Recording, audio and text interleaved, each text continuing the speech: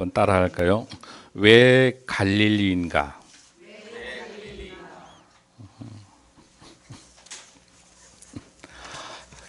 지금부터 135년 전입니다. 여러분이 잘 아신 것처럼 스코틀랜드 출신의 존 로스 선교사가 한글을 펴냈습니다.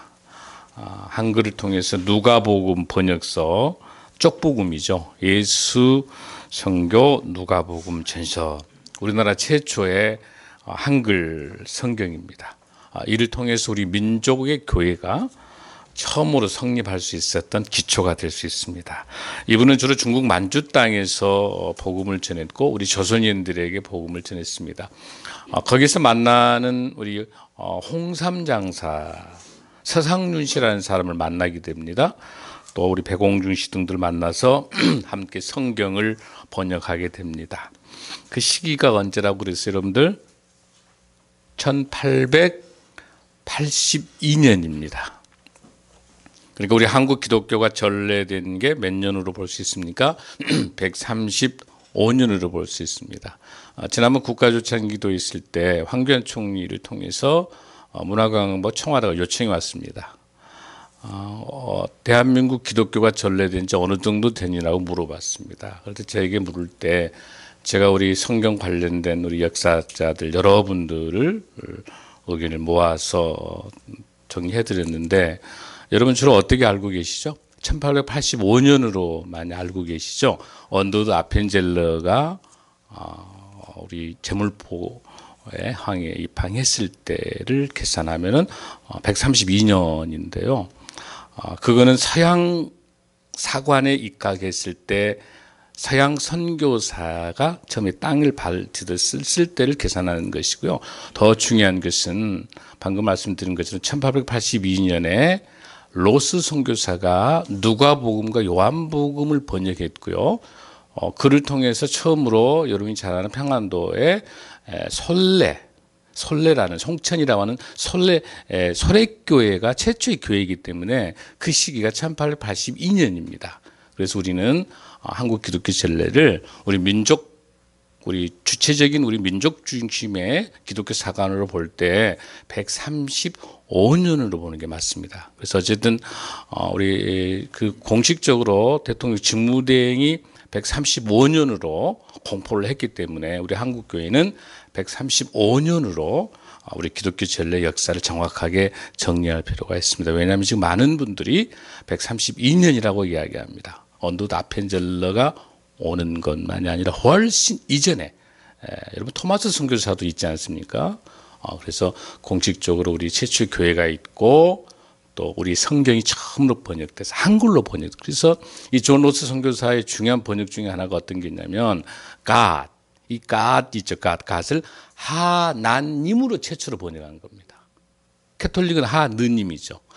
하나님, God을 God을 하나님으로 최초로 번역한 성경이 바로 존 로스 선교사가 방금 서상윤 씨와 같이 번역했었던 바로 누가복음입니다. 그리고 요한복음이고요.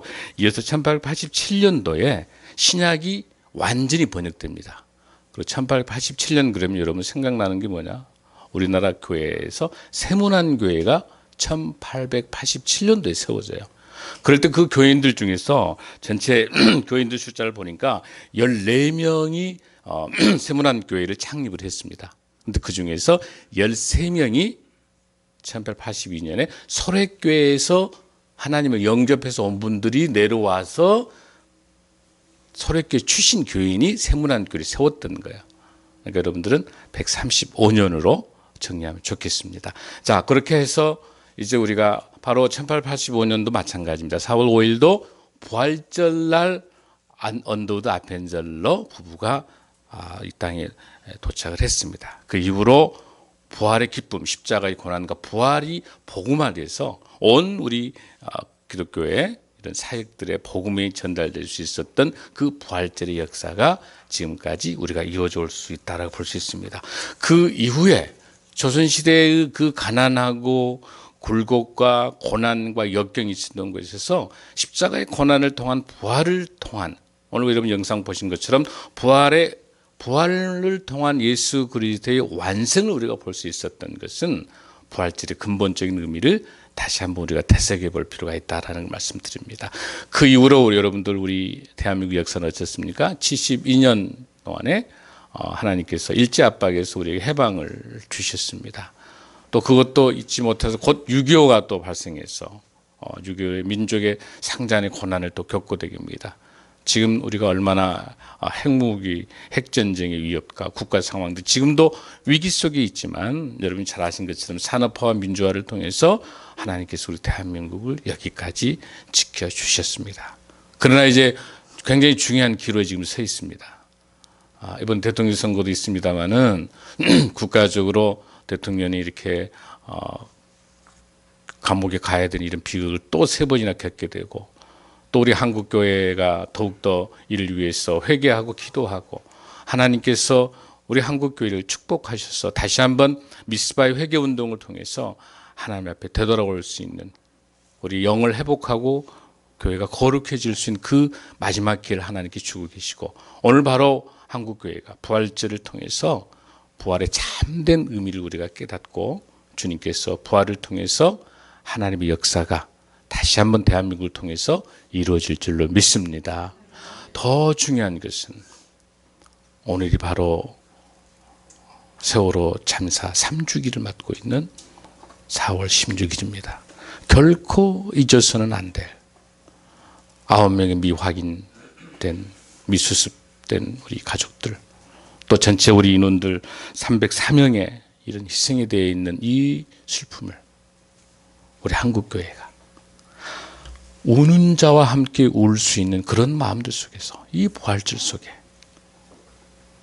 우리 세월호 가족들뿐만 아니라 여러분들 주위에 우리 주위에 고난과 역경이 있는 어려운 분들이 없는지 과부와 아픈 자가 없는지 병든 자가 없는지 슬퍼하는 자가 없는지 이 부활의 기쁨을 우리 어려운 이웃들과 우리 사랑하는 사람들과 나누는 놀라운 부활절이 되시기를 간절히 소원합니다. 그런 의미에 있어서 오늘 부활의 승리를 주님께서 주신 마태복음 28장 1절에 10절의 말씀을 통해서 우리가 부활의 의미가 무엇인지를 한번 여러분과 같이 나누고자 합니다. 먼저 여러분 28장 1절을 한번 읽습니다. 시작.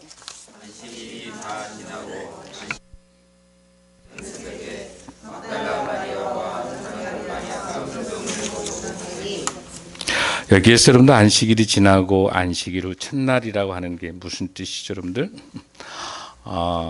금요일 날 우리 예수님께서 돌아가셔서 여러분들 금요일 날 오후 3시에 돌아가셨잖아요. 아침 9시, 3시에 돌아가셨는데 토요일 날이 안식일이죠. 그러니까 금요일 날 오후 3시에 돌아가시기 때문에 장례를 치를 시간이 없어요. 부족한 거예요. 그러니까 어차피 그대로 토요일 날 안식일을 아무것도 못하는 거죠. 안식일 어쨌든 유대교는 안식일 동안은 아무것도 할 수 없으니까 장례를 치를 수가 없으니까 토요일 날 온전히 안식일을 보내야 돼요. 자, 안식일이 지나고 난 다음에 여기 나와 있는 것처럼 첫날은 무슨 날이에요, 여러분들? 주일 일요일 아침이 되는 거죠. 오늘 아침이에요, 오늘 아침. 이 일요일 아침 이게 최초의 부활절 아침이에요. 아멘. 이 아침에 누가 나타납니까? 막달라 마리아와 다른 마리아. 이 사복음서에는 이 처음으로 예수님의 무덤에 갔던 여인들이 제일 먼저 등장하는데 막달라 마리아만 이름이 밝혀져 있고 나머지 분들은 이름들이 이렇게 많이 여러 분들이 와 있는 거예요. 근데 여기서 말하는 다른 마리아는 그 아리마대 요셉의 어머니지 않겠느냐라고 이야기를 하고 있고요. 또 요한나라기도 하고 여러 마리아가 많이 있습니다. 그 마리아가 막달라라고 하는 건 지역 이름이에요. 뭐 고흥댁, 뭐 포항댁 이런 것처럼 그 지역을 말하고 있습니다. 그래서 여기서 우리 여인이 어쨌든 여인들이 먼저 예수 그리스도의 부활의 현장에 먼저 가게 되어 있는 겁니다. 그래서 가면서 이제 뭘 못했으니까 장례를 치르지 못했기 때문에 시신에다가 향료를 발라야 되잖아요. 그런 걸 위해서 마리아가 가지고 간 것이죠. 자, 그러면 2절 읽습니다. 시작. 큰 지진이 나며 주의 천사가 하늘로부터 내려와 돌을 굴려내고 그에 앉았는데 3절 그 형상이 번개를 갖고 그는 둔같이 이거늘 4절 죽기 전 다들이 그를 무서워하여 떨며 죽은 사람과 같이 되었더라. 그 돌무덤은 이제 천사가 나타나는 것에 대해서 한 번도 보지 못한 상황에서 겁나는 거죠. 무서운 거예요. 그리고 막 지진이 일어나고 난 다음에. 그래서 그 천사의 출현하는 것 동시에 뭐가 나타나요? 돌이 굴러내는, 그러니까 이 지진에 의해서 돌도 굴려서 돌문이 이렇게 열리기도 하고 또 천사가 나타나면서 급박한 상황도 우리가 볼 수 있는 거죠. 그러니까 나타나니까 굉장히 무서워하는, 무섭습니다. 즉 부활의 이 상황이 무섭습니다. 왜? 한 번도 경험해 보지 못한, 그리고 한 번도 우리가 겪어보지 못한 상황이기 때문에 그 무서움이 잔뜩 겁이 나 있는 거죠. 누구도 그러겠어요? 경비병들도. 왜 경비병들 겁이 나겠습니까?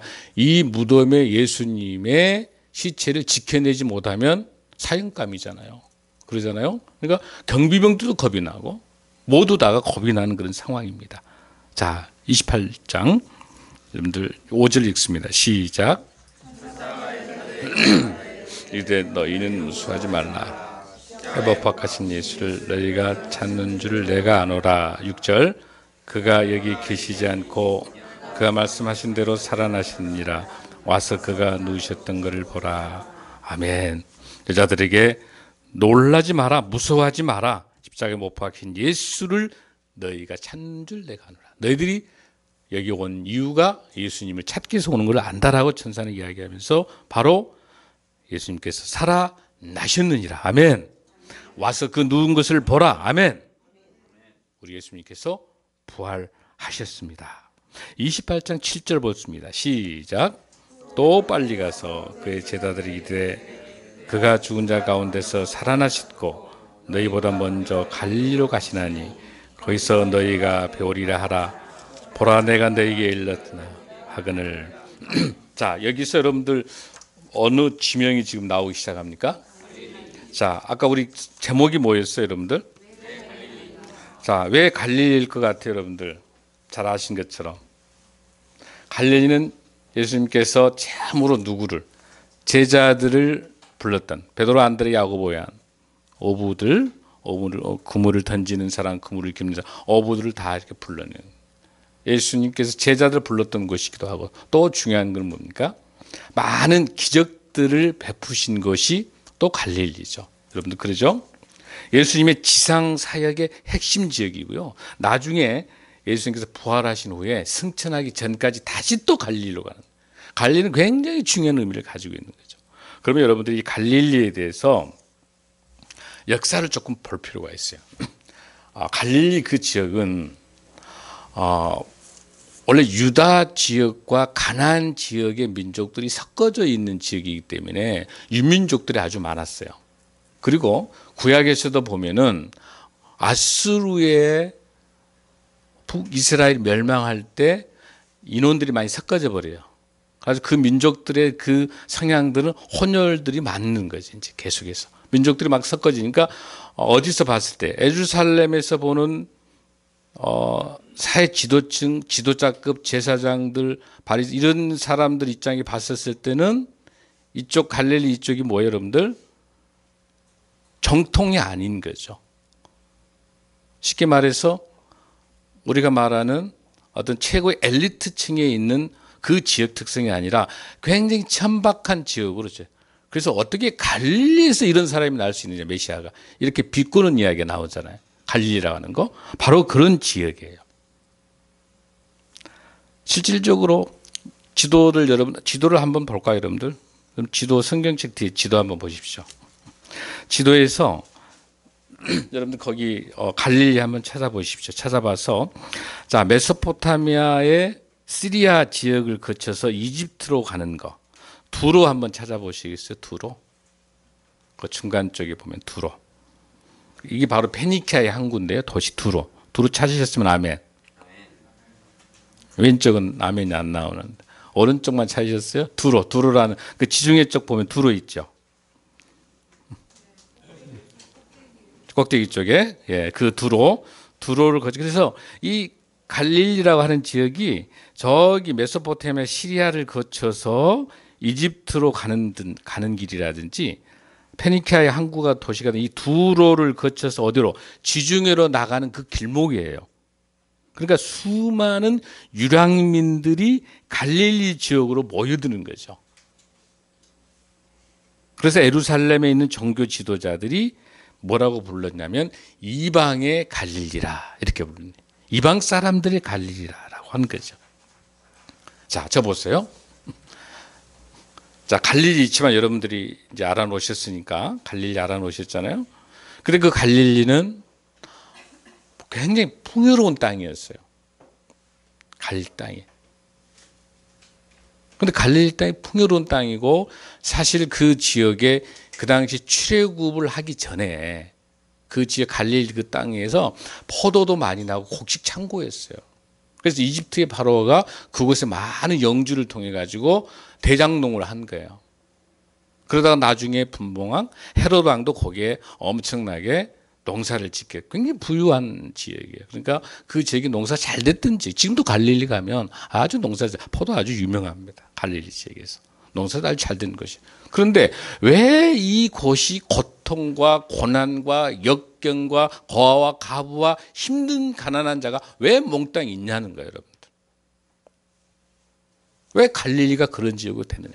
이 역사를 여러분들이 잘 이해해야만이 오늘 예수님께서 왜 갈릴리로 갔는지를 알 수가 있어요. 그 당시 갈릴리는요, 헤롯 왕의 분봉왕이 대영주가 소작농을 거들려요. 그래서 농사를 짓는데 그 중에서 그 수확량의 40%, 생산량의 40%는 그 영농지주가 가져가 버린 거예요. 또 그 수확량 중에서 40%는 세금이에요. 몇 퍼센트 갖고 살아야 돼요? 20%. 그나마 농사가 안 되게 되면 다 뜯기고 난 다음에 돈이 없으면 지대, 그 소작농 사용료를 내지 못하면은 뭘로 변하냐면 농노, 노예로 전락하는 거예요. 또 하루 여러분 우리 성경에서 품삯 비유가 나오죠? 다 그런 내용이에요.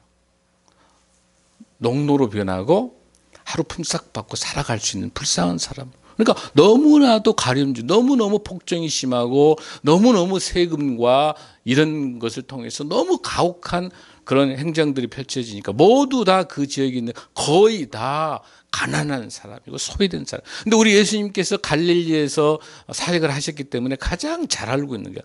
예수님이 직접 경험했던 갈릴리야. 갈릴리는 추상적인 갈릴리가 아니에요. 사실 엄밀히 보면은 예수님께서 유대의 왕이시기 때문에 메시아 왕이기 때문에 부활하게 되면 어디로 가야 돼요? 예루살렘 가서 대제사장하고 단판을 재야 되잖아요. 또 그 비겁한 빌라도하고도 한판 해야 되잖아요. 또 바리새인들, 사두개인 한판 해야 되잖아요. 그렇게 되기를 많은 예수님의 그런 메시아의 강력한 다윗 왕과 같은 왕 같은 그런 위대한 지도자가 되기를 많은 제자들은 바랬는데 예수님께서 십자가로 돌아가시니까 제자들이 다 뿔뿔이 흩어지고 비겁하고 예수님 돌아가신 십자가에 나타나지 않으니까 또 무덤에도 가지도 못한 거예요. 누구만 간 거예요? 여인들만 간 거예요. 왜? 사형수기 때문에 그곳에 가게 되면 어떤 핍박을 받을 줄 모르는 거예요. 제자들 다 떠나는 거예요. 여러분 그랬잖아요. 내 한 자리에 하기를 원했던가 모든 제자들이. 그 모습이 저희들의 모습이 아닌지 모르겠어요. 어쨌든 그러나 예수님께서는 부활하신 후로 이 고난과 역경이 있는 슬픔과 아픔이 있는 가난하고 소외되어 있는 이 갈릴리로 사랑하는 성도 여러분, 우리 한국교회가 부유하고 힘 있는 권력편에 서 있는 것이 로마, 예루살렘이 아니고 낮고 낮은 세월호의 현장에 있는 그 낮은 곳에 서울역과 전국에 있는 노숙자 연편에 고아와 가부 있는 곳에 가난한 우리 이웃 있는 그곳이 갈릴리인 줄로 믿습니다. 우리 주님이 원하시는 것은 우리 한국교회가 가야 될 곳은 우리 성도들이 가야 할 곳은 낮고 낮은 예수님이 가셨던 그 갈릴리로 돌아가는 우리 주님이 계신 이곳 갈릴리로 돌아가는 그 곳이 우리가 가야 할 곳인 줄로 믿습니다. 사랑하는 성도 여러분, 우리 주위에 어려운 이웃이 없는지 되돌아보는 부활절 되게 간절히 소원합니다. 소외되고 힘들어 있는 우리 이웃들이 없는지를 되돌아보며 부활의 기쁨을 어려운 우리 이웃들과 함께 나누는 우리 성도 되게 간절히 소원합니다. 아멘. 그런 갈릴리. 그래서 우리 주님께서 힘들고 어려운 그 갈릴리, 예수님이 몸소 겪으셨던 그 갈릴리로 부활하시고 가셨고 승천하기까지 또 갈릴리에서 동일한 사역을 하십니다. 왜? 그 불렀던 제자들에게 부활의 소망을 주면서 다시 말씀으로 다시 훈련시키셔서 부활의 기쁜 복음을 온 천하에 전하기 위해서 다시 제자들을 다시 훈련시키시기 위해서 갈릴리로 가신 겁니다. 아멘. 아멘. 우리가 그런 모습이에요. 여러분, 고난이 있습니까? 역경이 있습니까? 여러분, 사업이 어렵습니까? 어떤 힘이 있습니까? 지금 주님께서 우리에게 갈릴리로 오셨습니다. 제들에게 오셨습니다. 우리의 과거의 잘못들, 우리의 나약함들, 우리의 부족함들 주님이 다 아시고 오늘 이 부활절날, 복음의 부활절 이날, 복음의 완성의 부활절 이날 오셔서 우리에게 주님께서 부활 소망으로 새롭게 시작할 수 있는 힘을 주실 줄로 믿습니다. 자, 그러면 우리 7절 읽습니다. 시작. 또 빨리 가서 그의 제자들에게 이르되 그가 죽은 자 가운데서 살아나셨고 너희보다 먼저 갈릴리로 가시나니 거기서 너희가 배우리라 하라. 보라, 내가 너에게 일러니 야근을. 8절 시작. 그 제자들이 무서움과 큰 기쁨으로 빨리 무덤을 떠나 제자들에게 알리려고 다름질할세. 여러분 보이죠? 우리 여자들 얼마나 기쁜 소식을 빨리 전달하기 위해서 무덤을 떠나 다름질을 할세라고 합니다. 자, 9절 읽습니다. 시작.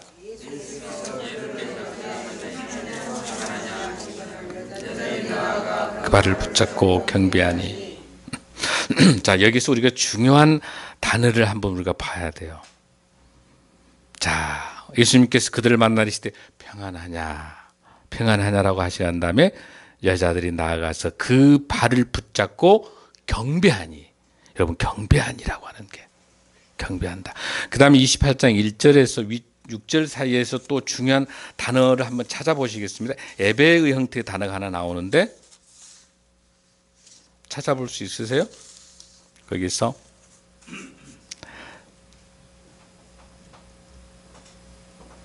예배의 형태 단어 한번 찾아보십시오.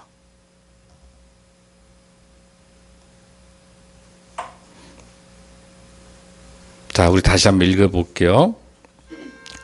찾으셨어요? 예배의 형태, 예배를 드리는 거. 시작. 7절 한번 읽습니다. 시작. 또 빨리 가서 그의 제자들이 이르되 그가 죽은 자 가운데서 살아나셨고 너희보다 먼저 갈릴리로 가시나니 거기서 너희가 배우리라 하라. 보라, 내가 너희에게 일렀거니 하거늘. 거기에서 뭐라고 그러냐? 죽은 자 가운데서 살아나셨고 너희보다 먼저 갈릴리로 가시나니, 먼저 살아나셨다고 하는 부활의 증언에 대한 메시지를 말씀하고 계십니다.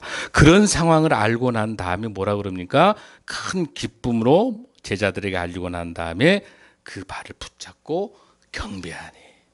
즉 이건 무슨 말씀이냐면 예수님의 인성에서 예수님이 뭘로 옮겨가고 있습니까? 십자가에 돌아가시는 것은 인성에서 부활이라고 하는 신성으로 옮겨오면서 예배를 드리는 첫, 예수님의 부활절의 첫 예배를 드리는 모형이 여기 나타나는 거예요.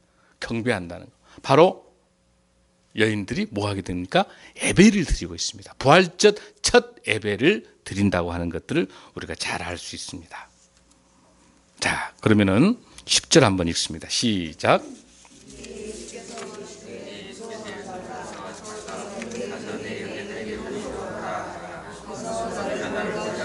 아멘. 예수께서 말씀하십니다. 무서워하지 말라. 가서 내 형제들에게 갈릴리로 가라 하라. 거기서 나를 보리라 하시니라. 아멘. 여기서 형제가 누굴까요, 여러분들? 형제. 그렇죠. 제자들인데, 제자들이기도 하고, 한 500여 명 정도 되는 제자라고 말하고 있어요. 그 고린도전서에 보면은요, 그 실질적으로 그 제자들이라는 설명들이 좀 나와 있어요. 고린도전서에 보면은 500여 형제들에게 나타났다. 그러니까 여기서 말하는 건 이 형제들은 뭐냐면 예수님 제자를 포함해서 수많은 예수님이 십자가에 돌아가셔서 수많은 제자들이 다 자포자기하고 있지 않겠습니까? 많은 거기에서 여러분 예수님이 부활해 가지고 나타나는 사람들이 있어요. 제일 대표적으로 누구예요? 막달라 마리아와 여인들이 나타나고, 두 번째는 엠마오로 가는 두 제자에게도 나타나요. 그리고 또 나타나는 여기 나와 있는 형제들 500여 명이 넘는 제자들, 이 많은 제자들에게 나타나고 있습니다. 그 형제들에게 갈릴리로 가라 하라, 거기서 나를 보리라, 이렇게 말씀하고 계십니다. 자, 이 오늘 주신 이 말씀 속에서 우리가 크게 세 가지의 부활절을 통해서 우리 주님의 음성을 들을 수가 있습니다. 첫 번째는 우리 예수님의 부활하심을 통해서 우리는 뭘 느낄 수 있냐면 우리의 죄 사함을 얻은 줄로 믿습니다. 아멘. 우리 고린도전서 15장 14절과 17절 한번 보겠습니다. 고린도전서 15장 14절 17절 시작.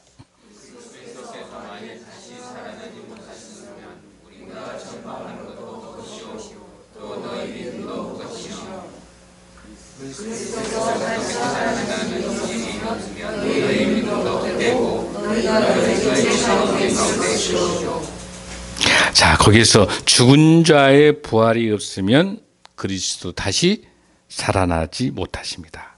그리스도께서 다시 사신 것이 없으면 너희의 믿음도 헛되고 너희도 여전히 무엇 가운데 있다? 죄 가운데 있다. 주님의 부활이 없으면 죄 사함이 없습니다. 우리는요, 한번 들어보세요. 한번 여러분 생각해 보세요. 우리 사순절 그러면은 기간이 며칠이라고 그랬어요, 여러분들? 사순절 40일이죠. 40일 내내 여러분 십자가 생각했죠. 금식도 하셨죠. 보니까 금식하신 거 얼굴이 너무 안 좋은 것 같아 보니까. 근데 부활이니까 은혜가 돼야 되는데. 근데 참여 보시면 사실 십자가의 고난을 많이 생각하는데 부활은 딱 한 번만 생각하는 거예요. 이거 유명한 40대 1이라 부르는데요. 여러분 40이 중요해요? 부활이 훨씬 중요해요. 오늘 우리 영상처럼 뭐라고요? 십자가의 모든 고난 이거 다 중요해요. 다 중요해요. 그러나 뭐가 없으면, 부활이 없으면 기독교는 없습니다. 부활이 없으면 죄 사함이 없습니다. 모든 종교가요 다 무덤을 갖고 있어요. 공자, 맹자 뭐 다, 불교, 부처 다. 우리는 무덤이 있어요, 없어요? 없습니다. 부활이 기독교인 줄로 믿습니다. 부활만이 복음인 줄로 믿습니다. 부활만이 생명인 줄로 믿습니다. 부활만이 복음인 줄로 믿습니다. 이렇게 중요한 부활을 딱 1년에 한 번만 생각하는, 우리 그렇게 하지 말고 매일 주일날이 뭐라고 생각한다? 작은 부활절인 줄로 믿습니다. 아멘? 별로 아멘은 하지만 답을 안 하는 것 같아요. 아무튼 우리 죄를 대신해서 돌아가신 우리 십자가를 생각하면서 부활을 통해서 죄사함을 받았다고 하는 중요한 의미를 가지면 좋겠습니다. 두 번째는 예수님의 부활을 통해서 구원의 역사가 이루어집니다. 우리 한번 따라할까요? 예수님의 부활하심은 구원의 역사입니다. 자, 우리 말씀 한번 볼까요? 갈라디아서 2장 20절 한번 보십니다. 갈라디아서 2장 20절. 자, 찾으셨습니까? 보입니까? 시작. 그리스도와 함께 십자가에 못 박혔나니 그런즉 이제는 내가 사는 것이 아니요 오직 내가 내 안에 그리스도께서 사시는 것이라. 이제 내가 육체 가운데 사는 것은 나를 사랑하사 나를 위하여 내 몸을 아들 믿는 믿음에서 사는 것이다. 아멘. 오직 내 안에 누가 사는 것이다? 그리스도가 사는 것이다. 아멘. 예수 그리스도가 사시기 때문에 우리는 무엇 받는 사람이다? 구원받은 사람이다. 아멘. 여러분, 영국이 나온 세계적인 설교가 스펄전 들어보셨을 겁니다. 스펄전은 십자가와 부활을 생각하면서 마태복음 26장과 28장을 읽으면서 뜨거운 감동으로 주님을 만났어요. 그래서 이 스펄전 목사님은 며칠째 이 마태복음 26장에서 28장까지 십자가와 부활의 이 사건을 읽으면서 은혜 속에서 밤새 눈물 뿌려 기도했어요.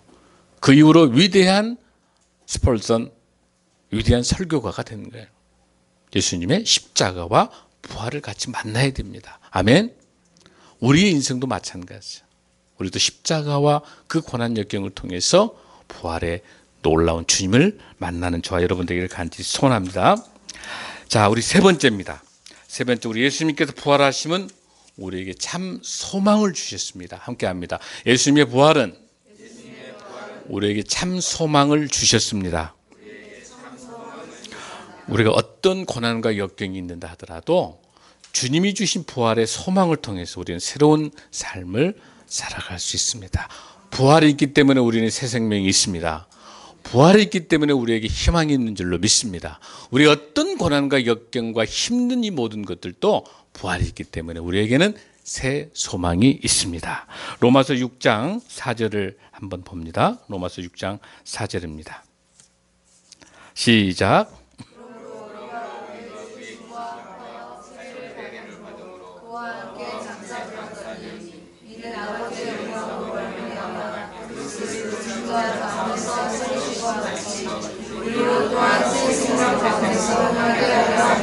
아멘.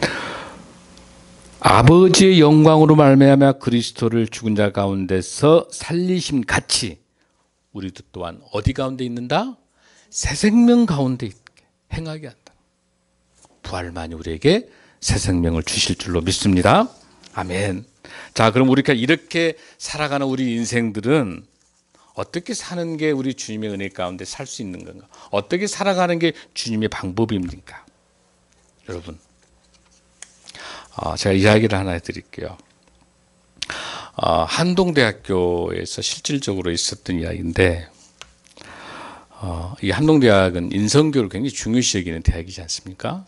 그 대학에서 신입생들이 들어오게 되면 인성교육 때문에 모든 다 기숙사에 다 이제 입소하도록 그렇게 돼 있어요. 그런데 그 중에서 학교가 이제 여러 가지 어려운 상황이기 때문에 기숙사에 이렇게 다 입소하면서 기부금을 받게 돼 있어요. 그러다가 이제 퇴소하게 되면 다시 기부금을 이제 반납하는.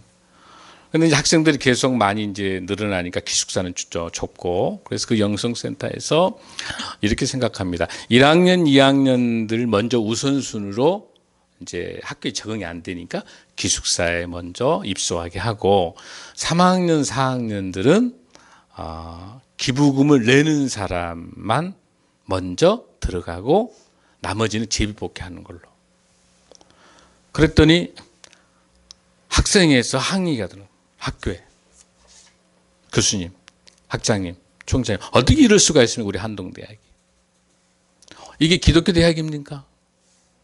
기부금을 낼 수 있는 사람은 여유가 있기 때문에 밖에 나가서 하숙도 할 수 있습니다. 기부금을 낸 3학년, 4학년들 먼저 주고 나머지 재입복한다는 건 옳지 못합니다. 저희들이, 기부금을 낸 저희들이 밖에서 하숙을 하고, 밖에서 하숙을 하면 돈이 많이 드니까 기부금을 낼 수 없는 어려운 우리 학우들이 3학년, 4학년 얼마 남지도 않았는데 그 기숙사에 들어가서 공부할 수 있도록 하겠습니다. 사랑하는 성도 여러분, 이게 하나님의 부활 소망을 갖는 새 생명을 갖는 그런 삶이 아닐까요? 나보다 더 좋은 이익이 눈앞에 있지만, 내 눈앞에 있지만 그 이익보다도 나보다 어려운 이웃들에게 이런 학교 출신 지도자들이, 학교보다 더 멋진 우리 학생들이 우리에게는 많이 있는 줄로 믿습니다. 우리 한국교회에 많이 있는 줄로 믿습니다. 우리 결코 포기할 수 없습니다. 십자가의 부활의 이 영광의 의미가 오늘 우리에게 줄 때 우리보다 더 어려운 이웃들을 먼저 생각하고 나를 나눌 수 있는 삶들, 내가 조금만 더 많이 갖고 있어서가 아니라 부족하고 약하지만 그 부족한 것만도 나눌 수 있는 그런 삶들을 살아갈 수 있는 넉넉한 그 여유는 부활의 오늘 부활절을 맞이해서 우리 삶의 현장에서, 우리 가정에서, 우리 직장에서, 우리 사업에서, 나와 가장 가까운 곳에서 부활을 나누는 승리하는 저와 여러분 되기를 간절히 소원합니다. 고마우신 아버지 하나님 감사합니다.